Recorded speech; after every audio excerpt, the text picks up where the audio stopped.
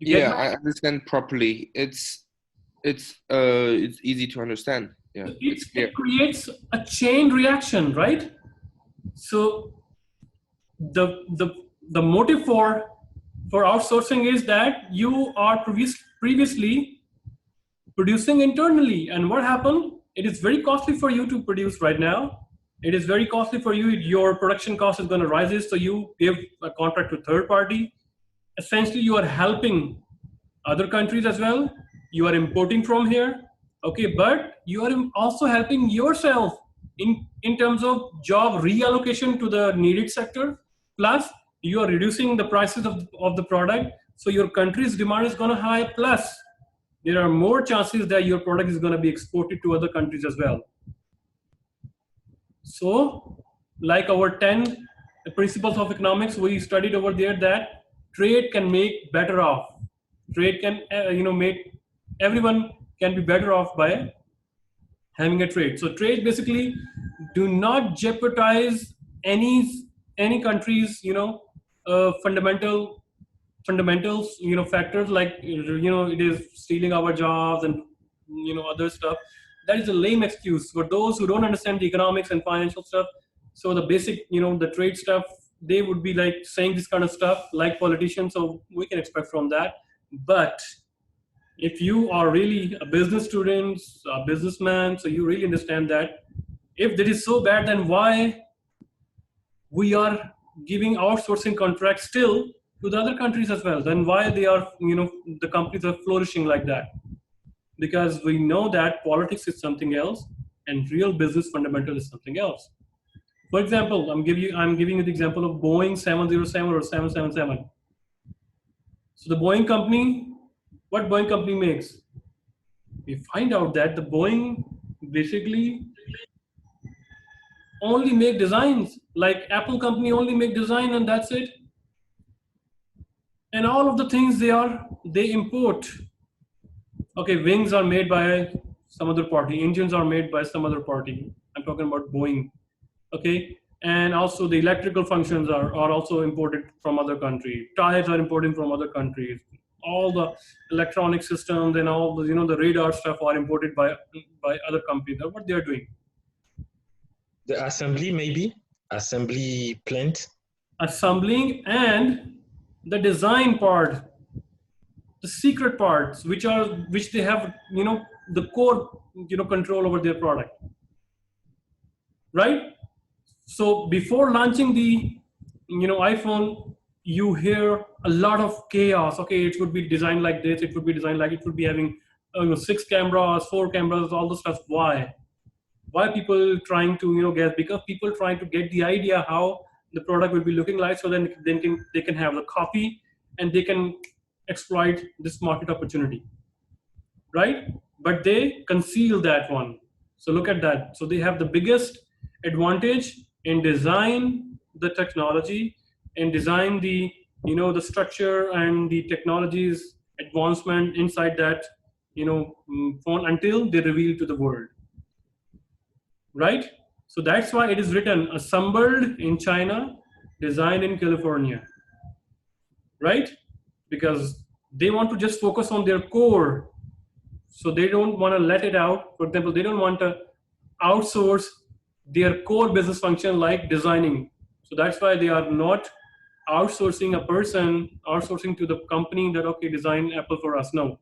If that's happened, they invite that person to work for Apple and be very, confidential. So there is a constant war between Apple and Microsoft. So the Microsoft want to steal Apple company's iOS, programmers to work for the, Microsoft, and Apple companies, are constantly in search of that person who is the main programmer of designing the Windows. So these people, you don't see that one very often. They don't appear to the media because they signed the confidentiality statement. Okay, we are going to work with you for 5 years, and then after 5 years, we are not doing job in your competitors, company. And after 5 years, we will be working wherever we want, and they would be paid heavily for that, right? Similarly, the Coca-Cola, nobody knows its formula. Maybe they are importing the, the raw material from outside the world, mixing together in a very secret facility. Nobody knows the formula.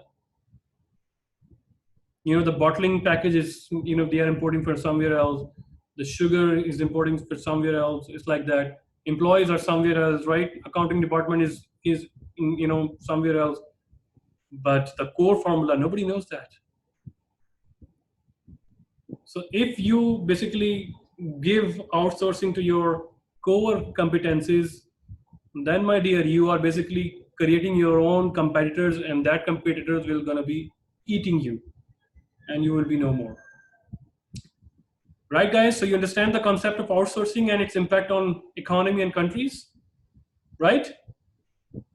So Yes. basically, we already studied the managerial decision. If you are a manager of MNC, how you look this perspective of outsourcing.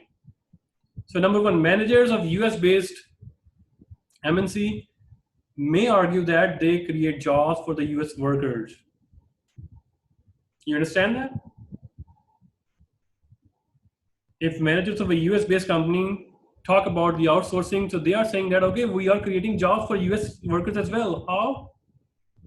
Because when our market price is going to down, our chances of selling to the other market is going to increase. We are creating more jobs. Plus, we are talking about US workers. The US workers who are left behind now, they will acquire the skills necessary to do the job in other sectors in which the country is specialized.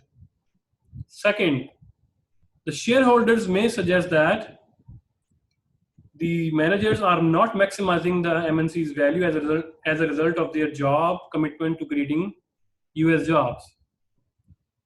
So shareholder, if they are very patriotic, they say that, okay, why we are giving our jobs to the Chinese, Chinese people. So you should not base your, factory or outsource your, products to the Chinese because we want to help our countrymen rather than China, right? They can argue that, or they can impact your decision as well. So managerial decision. Sometimes if the manager is shrewd, very nice, very wise, they can argue that, look, I'm going to, have this outsourcing decision from an outside third country. But the fact is that, okay, I'm going to make the decision. Are you agree?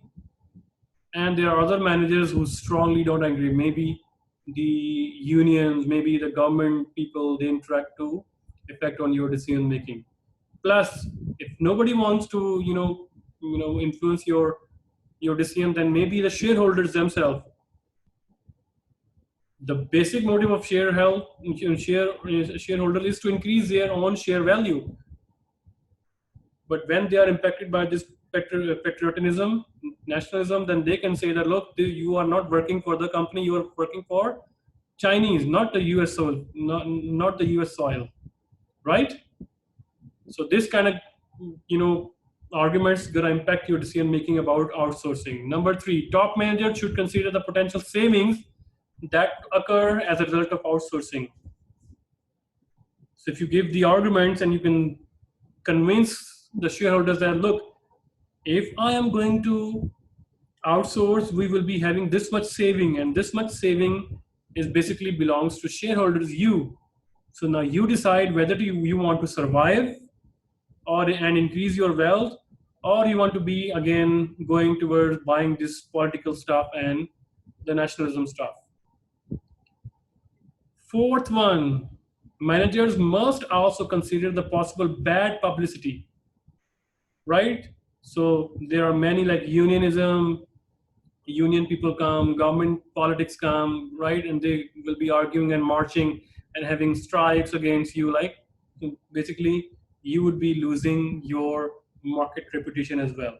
If that reputation market, if you are a company who is of the good reputation, your people buy your product because of your reputation, then be very careful when deciding the outsourcing decision.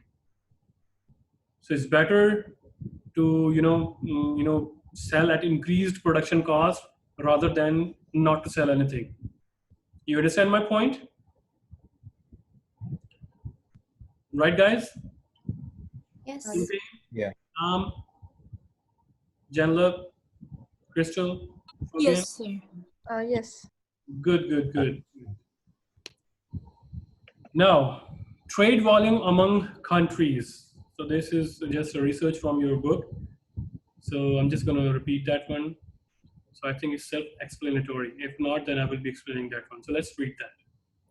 The annual international trade volume of a US state between a US state is between 10 to 10 to 20% of its annual GDP. Right? Now, look at that. GDP. What does it mean? It means not only the US is basically giving outsourcing to other countries, also US is also getting outsourcing orders from other countries and exporting those orders to other countries. And that is basically 10 to 20% of its annual GDP, maybe in services, banking services, maybe in intelligence, selling softwares, right? So it's not about just US, the other countries are stealing jobs from US. No, US is also stealing jobs from other countries by providing them outsourcing products. So don't, play this blame game argument. So you can just be very aware of what's going on in international scenario.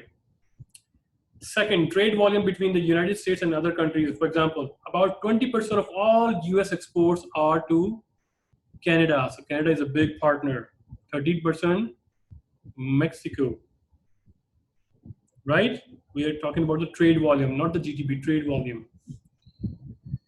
Canada, China, Mexico, and Japan are the key exporters to the United States. Right? We know that in these countries, the production cost is lower. So United States has, basically making their outsourcing decision in those countries. So together they are responsible for more than half of the value of all US imports.